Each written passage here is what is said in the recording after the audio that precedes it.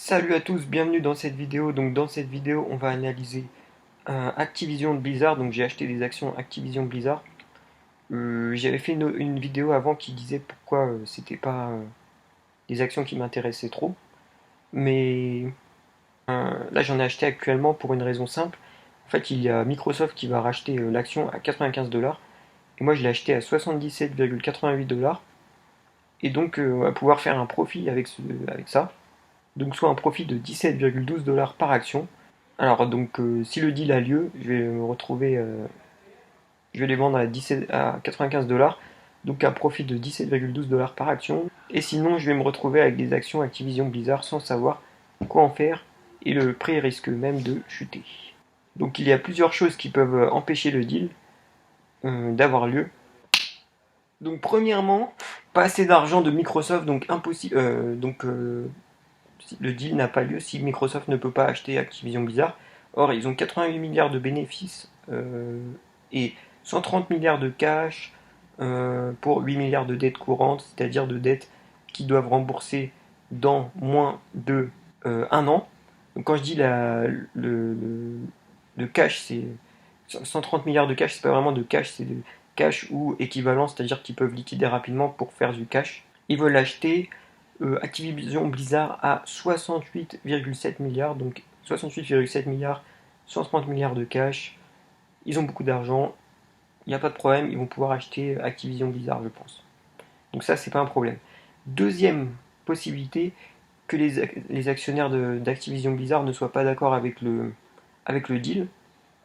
Donc ça, ils ont donné leur accord, donc je pense que cette possibilité est faible, voire inexistante.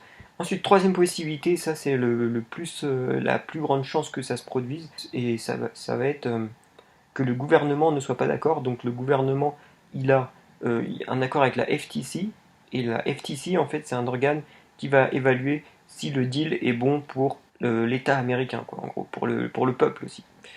Donc un des problèmes qui peut survenir, ça va être les lois antitrust, c'est-à-dire antitrust, c'est-à-dire qu'en fait on ne veut pas qu'une entreprise elle ait trop de pouvoir et que ce soit de la concurrence déloyale en fait. L'achat peut faire que Microsoft a une part trop importante du marché, on peut se dire, et un avantage concurrentiel trop puissant, et il domine son industrie, ce qui peut être mauvais pour le consommateur et ce qui peut faire augmenter les prix. Mais Microsoft représente 6,5% du marché du gaming avant le deal et Activision Blizzard 10,7%. Donc une fois que le deal aura lieu, ça sera si on additionne, ça fera à peu près 17% du marché du gaming, donc c'est pas énorme. Donc je pense pas que ce soit une préoccupation majeure. On a vu par exemple des lois antitrust en Chine sur la big tech chinoise, donc Tencent ou Alibaba en fait. Par exemple, Tencent, il voulait empêcher les gens qui étaient sur WeChat d'accéder sur Alibaba et pour acheter des choses. Donc le gouvernement chinois les a obligés à supprimer ça et leur a mis une amende. Ils ont mis aussi des amendes sur d'autres entreprises. Donc ça, c'est un exemple de loi anti-concurrentielle. Donc on peut se dire que ça peut être pareil si Microsoft empêche leur jeu d'aller sur d'autres plateformes, mais dans le gaming, tout le monde fait ça. Il y a plein d'exclusivités. Je ne pense pas que ce soit un très gros problème. Après, ça dépend de comment on le fait. Si on le fait beaucoup, peut-être ça peut devenir un problème pour la FTC. Mais prenons l'exemple d'un jeu, donc Call of Duty par exemple, qui va devenir une franchise Microsoft, et ils ont décidé de le laisser sur PlayStation. Donc PlayStation, c'est la marque de Sony, un concurrent. Aussi, il y a d'autres possibilités, par exemple, que la FTC intervienne, notamment pour la protection des données des utilisateurs ou pour l'impact que ça peut avoir sur les développeurs, par exemple. Peut-être qu'on peut se dire que ça va faire en sorte que les petits développeurs aient plus de problèmes à se développer, du coup la FTC pourrait intervenir là-dessus. Donc Warren Buffett, je parle tout le temps de lui, a acheté des actions Activision Blizzard. Donc il en a acheté une minorité avant que le deal ait lieu, mais il a dit qu'il n'était pas au courant et que c'était quelqu'un d'autre qui avait fait les achats. Mais la majorité des actions qu'il a achetées, il les a achetées dernièrement au prix de 77 dollars l'action. Et actuellement, l'action est à 74,82 dollars. Et donc, il a acheté pour Justement, il a trouvé que c'était intéressant, il a dit, et pour des questions d'arbitrage. Mais il a dit aussi qu'il pouvait perdre beaucoup d'argent dans ce deal parce qu'il n'était pas sûr de ce que le gouvernement allait faire. Donc on peut faire un petit calcul. Donc prenons un prix de l'action qui est autour de 75 dollars l'action, c'est à peu près le prix qu'on a actuellement. Et on peut se dire, est-ce que ça vaut le coup d'acheter? Parce aussi on peut perdre aussi si le deal n'a pas lieu. Donc, donc si le deal a lieu, eh bien, chaque actionnaire recevra 95 dollars. Donc là aujourd'hui le prix il est à 75 dollars, donc ça fait 20 dollars de bénéfices par action. Et on peut se dire, face à. En fait, je me suis inspiré de calculs faits par d'autres youtubeurs sur internet, et ça me paraissait assez logique que le prix, la valeur intrinsèque, soit à 55 dollars. Donc, si jamais le deal n'a pas lieu, on peut se dire que l'action vaut 55 dollars. Donc, et là, elle est au prix de 75 dollars, donc ce qui fait une différence de 20 dollars. Donc, dans les deux cas, si on gagne, on gagne. Enfin, j'approximative, hein. Après, on peut perdre plus et tout, mais c'est histoire de se faire une idée à peu près. Donc, on peut gagner 20 dollars si on gagne et 20 dollars si on perd. Donc là, on peut se dire on a la même chance de gagner ou de perdre.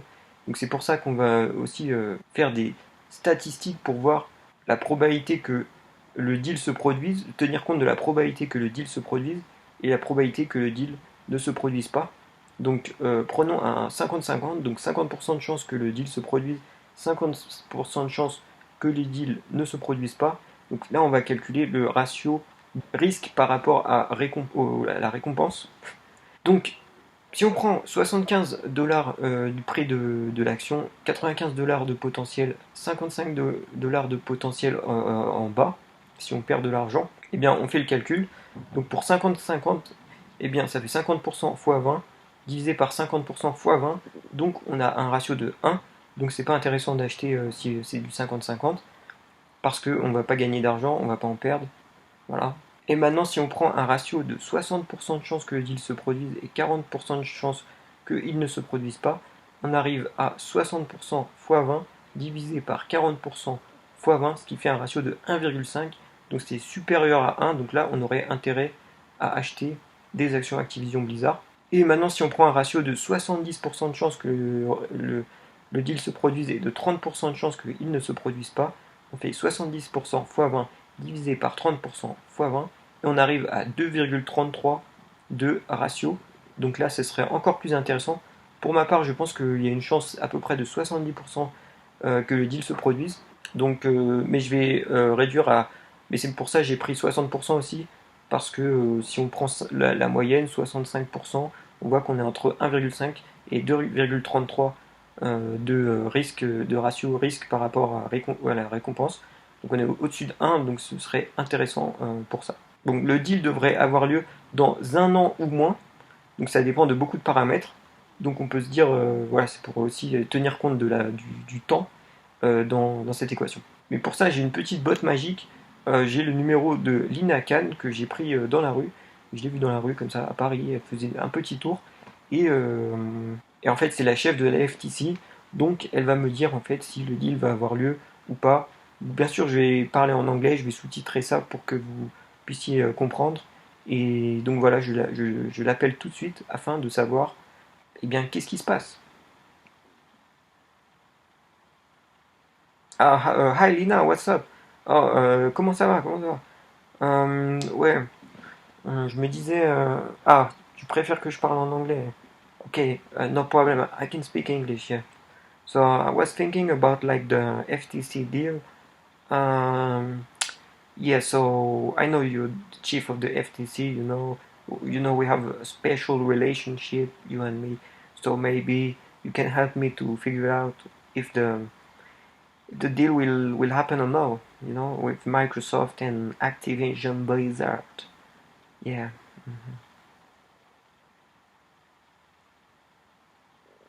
Yeah, no, it's complicated for you. It's not really legal what we are doing, but don't worry, I won't put it on internet. Yeah, okay, yeah. Yeah, so okay, you think the deal will happen, right?